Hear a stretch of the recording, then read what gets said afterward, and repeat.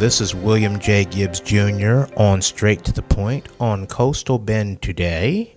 My guest in studio is newly elected Precinct 1 Commissioner Carolyn Vaughn. Carolyn, welcome to the show. Good morning.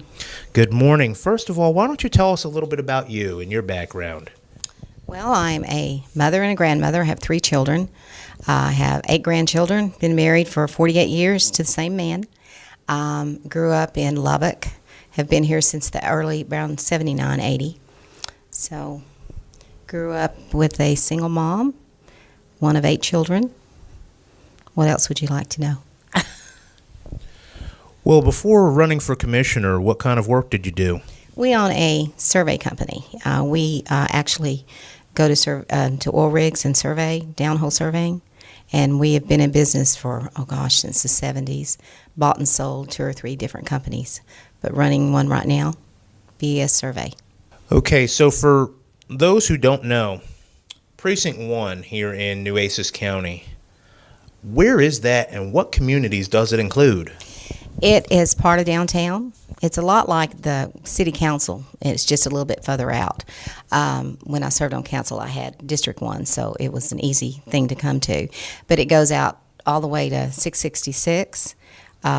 It goes to part of Hazel Baysmore, close to Robstown. So it's quite a big precinct. So for the first 100 days of this term, what would you like to accomplish? What's it going to look like for you? I have several different things I want to do. One of my biggest issues is going to be drainage. I think we have a regional drainage problem to where we're all going to have to work together to solve it. It's been going on for years. The city had it when I was on the council. We need to work with the city, TxDOT, the county, Robstown, Drainage District, everyone. We've got to figure out what's going on, and we've got to work together because we're actually, I think, working against each other. Explain that a little bit. Well, let's just say 666. If TxDOT goes out there and does something to the road, you have neighborhoods that are all around there, and it could affect the drainage in those neighborhoods. And it has on different areas, like 1889. I'm working with them on that right now. And so if we work together in the beginning, then we can do the drainage where it's not going to affect those neighborhoods, because we're having to go back and do things over. And so that's one of the things I want to do, drainage. We have infrastructure for the county that we've got to look at. We've got buildings that have been there forever that need to be fixed. Our budget needs to be looked at. You know, in the past, they dipped into their savings. I don't think they should have done that. So we have not enough money to do the things we want to do, so we need to look at the budget. So those are some of the things I want to do. In one of the areas, 624 out there, we need to get with TxDOT. That needs to be maybe like a Saratoga. We are one of the busiest intersections out there, and we're building continually, so we've got to be proactive and get that road done. So in your campaign, you also mentioned high taxes and increasing utility fees. Could you talk about the problem a little bit and perhaps what you plan to do to combat that issue? High taxes? I don't usually vote for high taxes, but the taxes are high. I do think they are. I think we continually do things, and every time we want to do something, we want to raise the taxes on the American people and this county, and I don't think we should be doing that. I think we should work with what we've got. We are a very high tax entity here. Between CCISD, the city, the county, I mean, we are, every time we want to do something, to build something, we do a bond. We've got to stop doing those things. There's some things we have wants and needs, and we don't need all the things that we're doing. We just don't do that. I mean, we've got to figure out the things that are the most important, and those are the things that we pay for. And one of my biggest issues is safety. I don't think that our constables and our sheriff's deputies get paid enough money, but we only have so much money in the budget, so I think they need to be a priority. So with that, with the budget, you as a commissioner, you are 1/5 of the votes that adopts a county budget. Yes. And that's the annual blueprint for how the county is going to operate, how people are going to get paid, how goods and services are going to get doled out. How do you balance all that as far as giving the goods and services that people need here, but keeping the costs down so they can afford to stay here? Well, I think you have to look where the waste is. And until we delve into that and see what we're spending our money on, we can't change anything. But I think that we spend money on a lot of things. You've got to understand, on the county, you have the judges, you have the sheriff. The sheriff and the jail are the highest things that we pay for. And it's an old jail. It's amazing what has been done with it to keep it as well in shape as it is. So I think you just have to look at your waste. We've got to figure out what our waste is. And then I think we have to cut that, and hopefully we'll have some more money. I'm not one that likes to raise taxes. I just don't. I think we need to be fiscally conservative, and just like you do in your home, you figure out your budget, and whatever money you've got coming in, that's what you spend. So another way that people are getting squeezed is from up in Austin. Mm-hmm. And the 86th Texas legislature, they convene next week. What are some of your priorities as a county commissioner for the legislature? Well, I think we've got to, they're trying to take away a lot of the local authority on the things that we do. And to me, I think we need to look at that. I think we need to look at drainage. That's one of my issues that's put on the legislature. But local authority, I think, is really important. Just like they don't want Washington involved in the state. So they shouldn't be getting into the politics and how the government is run in these local cities and counties. So one of the biggest money makers in our area has been the energy sector, and that's South Texas. You've got the Eagle Ford, the Barnett, the Permian Basin, and all of it's trickling through South Texas, particularly the port here. But the question is often asked, what happens when it goes away? What actions can you take as a county commissioner to have a plan in place, and what are your ideas, and what is the plan in place for the day when the oil stops flowing? I don't think there is a plan in place with the county right now.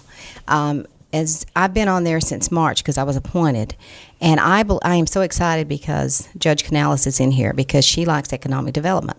And I didn't see a real focus on economic development as long as I've been on there. So I'm hoping that she takes some looks at that and that we do try and get a plan together. I have no idea what we're going to do. I don't. And the oil industry is so up and down, we should be concerned. Right now, the Permian Basin has laid down some rigs because oil is so low. And Eagle Ford's not what it was. We'll probably never come back to the vastness that it was before. But it's steady, so that's a good thing. But we've got pipelines coming in, which is great. Thank goodness for the port. I think we've got to up our tourist industry here for sure. That'll help us. I think we've got to get some different kind of jobs. With all these plants coming in, that's good for the city. So I just think we need to sit down and get a plan. We have not discussed that, but that's one of the things that's on her agenda. So you mentioned the tourist industry and what have you. That is a good segue into the next question, because you figure most investment counselors, they would tell you to diversify. Mm-hmm. And we have petrochemicals. That's big here. But what other ways can Nueces County diversify in order to continue their trend of economic success? Well, we've got to have some other jobs other than just the plant jobs and the oil industry. We've got to do something different. You know, downtown's been developed. We've got lots of empty buildings for offices, but we've got to get those businesses in here. We've got to draw our young people back. So job training, you know, for different things that we could do. I don't know. Like I said, we're going to have economic development has not been a big issue for the county. But I believe with Barbara Canales there that we're going to have that discussion on what we can and can't do. So with that and with what we discussed earlier, how do you plan, because you have a very diverse precinct. You have urban down here, mm-hmm. You've got suburban, and you've got some rural. How do you plan to be a commissioner for all people in your precinct and address all their unique needs? Well, you know, the main thing that the county does is they take care of roads. So the urban roads, that's the main thing they do.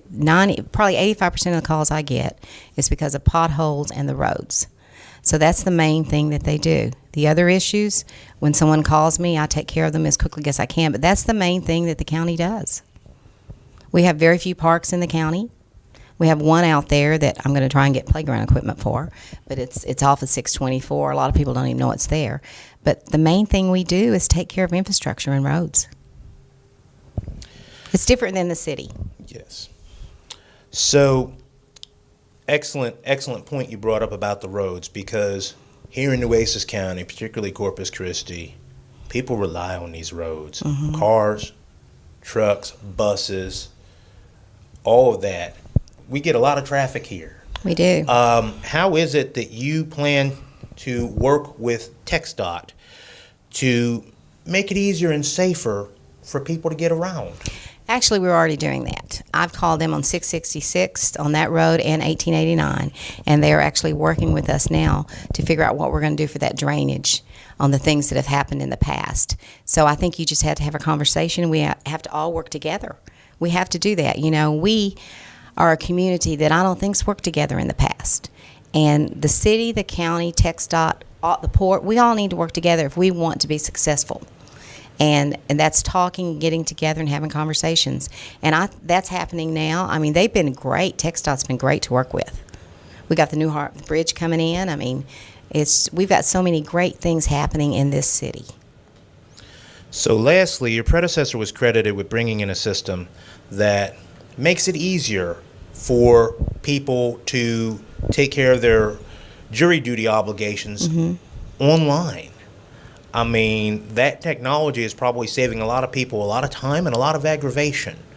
What are some of your plans and ideas for continuing the county's government's technological growth?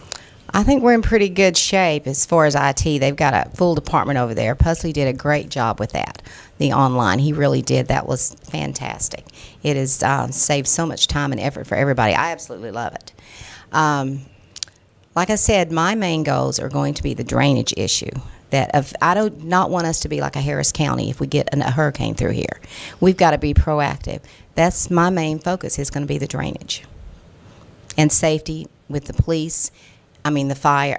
I'm thinking about city council now, with the sheriff and the constables, that we get their salaries up, and that I'd like to see them do a little bit something different, maybe with the police and the deputies, maybe Metrocom, sheriff, where we're all one, and see if we can't save some money there. That idea will probably not go over well with some, but I still think it's something that we need to look at.